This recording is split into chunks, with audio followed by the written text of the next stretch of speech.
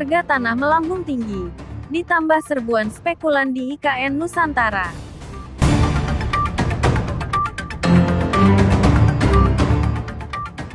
Surat edaran dikirimkan dari Kanwil BPN Kaltim ke kantor BPN di Penajam Pasir Utara dan Kutai Kartanegara.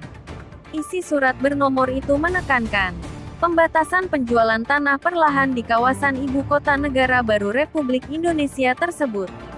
Pada tanggal 19 Februari tahun 2022, Kakanwil BPN Kaltim, Asnaedi mengatakan, maksud dari surat edaran tersebut sebagai upaya meminimalisasi manuver para spekulan tanah. Asnaedi mengatakan, kedua wilayah tersebut memang ditekankan agar tidak melayani pencatatan jual-beli atau peralihan hak dan perjanjian perikatan jual-beli tanah untuk kawasan IKN. Selain itu, surat tersebut juga ditujukan untuk pejabat pembuat akta tanah PPAT dan notaris di PPU dan Kukar, agar tidak melakukan kegiatan pembuatan akta jual beli dan PPJB untuk lahan di kawasan deliniasi IKN. Edaran itu bersifat sementara, hingga regulasi yang sahih terbit seiring terbentuknya Badan Otorita IKN. Regulasi ini memang bertujuan untuk menghindari para spekulan wilayah Kaltim, khususnya di Sepaku dan Kukar yang akan menjadi wilayah IKN baru, seolah menjadi emas baru bagi para spekulan tanah.